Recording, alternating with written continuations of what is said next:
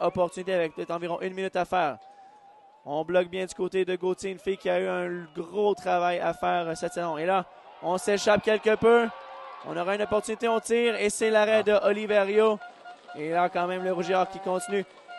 Et l'officiel signale, voilà. C'est la fin. Le Rouge et Or de l'Université Laval est champion au Canada, championne les filles au soccer pour l'année 2014. Quelle performance! Oui, excellente performance de la part du Rouge et Or. C'est pleinement mérité là, ce titre de championne canadienne.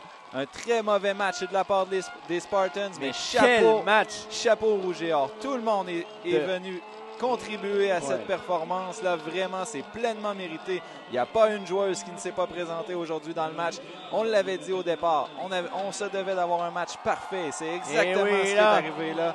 Et du côté du Rouge et Or, on a toutes les raisons de célébrer. 5-0. On se le rappelle, le Rouge et Or qui, à son premier match, était à 2 minutes d'être éliminé des demi-finales, a été en mesure de revenir. Un but à la 88e minute. On perdait 2-1 en prolongation. On revient 2-2.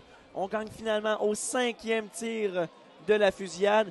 Et puis par la suite, on a toujours regardé par l'avant et 8-0 dans les 2 derniers matchs. Absolument. Le Rouge et Or qui vraiment a dominé la compétition. Absolument. Du côté du Rouge et Or, on est resté concentré tout au long du tournoi. On n'a vraiment pas eu de moment de faiblesse. Oui, c'était difficile lors du premier match, mais on a réussi à se relever. On a réussi à revenir dans le match, gagner sur les pénaltys. Et puis ensuite, là, vraiment, là, ça a été une domination complète de la part du Rouge et Or.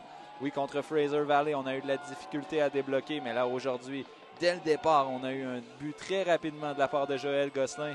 Puis ensuite, là, on a vu que le Rouge et Or... jamais regardé en arrière. Là. Absolument, le Rouge et Or qui a complètement dominé. A very poor game for the Spartans, very great game for the Rouge et Or.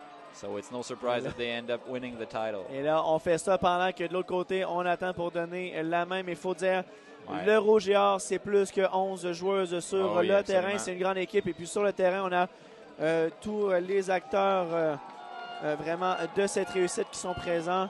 Et puis là, c'est vraiment, on festoie. On a la calotte de championne. Absolument. Et vraiment... C'est un beau moment, Mathieu.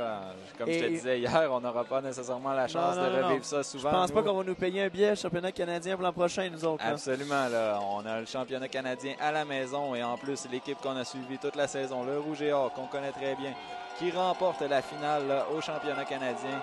Évidemment, en tant que commentateur, c'est un très beau moment. Pour la foule également, un très beau moment parce qu'eux non plus n'auront pas nécessairement la chance de revivre ça de sitôt.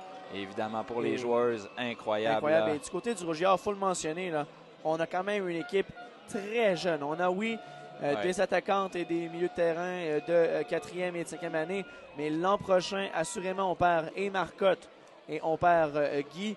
Mais quand même, la relève est présente. Là. Écoutez, là, les acteurs principaux seront encore présents pour l'an prochain.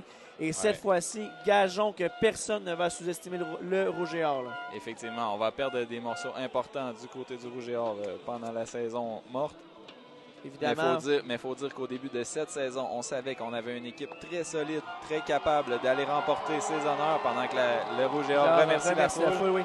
Et comme tu le disais, écoute, j'ai devant moi l'alignement complet du Rouge et Or. Il faut dire Vandal, la gardienne, première année. Mélissa Roy, première année. Joël Gosselin, Turcotte, Collard, première année. Du côté de Roy Petitclerc et de la Pointe, ça n'est qu'une deuxième année. Donc, quand je continue de regarder l'alignement au complet, on a même des joueuses de soutien qui étaient encore à leur première année. Et alors, vraiment, pour le Rouge et Or, là, l'avenir est très, très, très, très bon. Là. Oui, et chapeau également aux joueuses qui étaient plus d'expérience et qui ne reviendront pas nécessairement avec le Rouge et Or. Je crois que Brunel également, c'était sa dernière année. Possiblement. Et effectivement, elle a eu un excellent tournoi. On a parlé de Mélissa.